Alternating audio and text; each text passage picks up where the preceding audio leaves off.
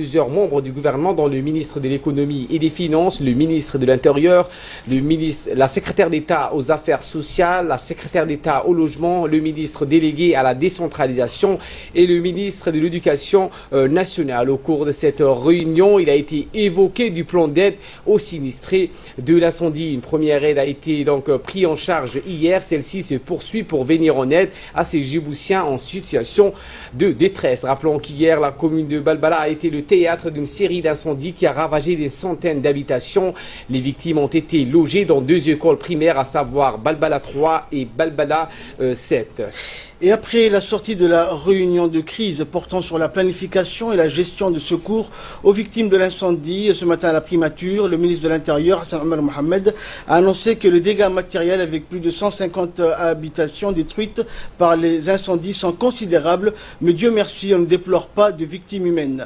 Les services de secours et les différents secours ont réagi rapidement pour maîtriser les trois incendies. Le ministre a félicité les sapeurs-pompiers de la protection civile pour la qualité de leur intervention et leur professionnalisme qui ont permis la maîtrise des incendies malgré un vent violent de Khamsin.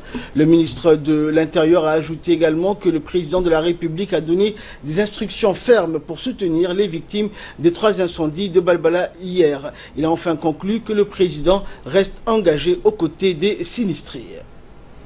Et dans une interview, le ministre de l'économie et des finances chargé de l'industrie, M. Ilyas Moussa Dawale, a rappelé qu'un plan d'aide d'urgence a été mis en place afin d'aider ces familles victimes du sinistre d'hier.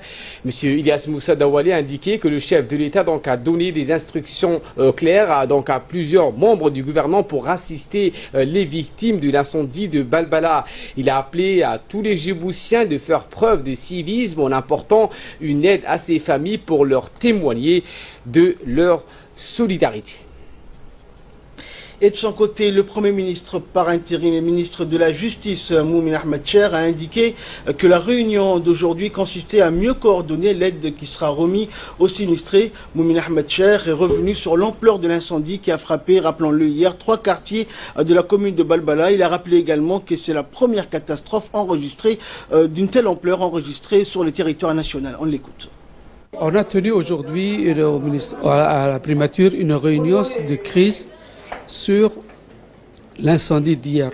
Comme vous le savez, hier on a eu un incendie qu'on n'a jamais connu par le passé. C'est la première fois dans l'histoire de Djibouti qu'il y a plus de 150 familles qui ont fait l'objet d'un sinistre.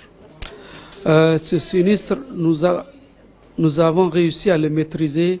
Et comme vous le savez aussi, c'est le Khamsin a aidé à la propagation de cet incendie. Aujourd'hui, nous sommes au stade de la planification de l'après-crise.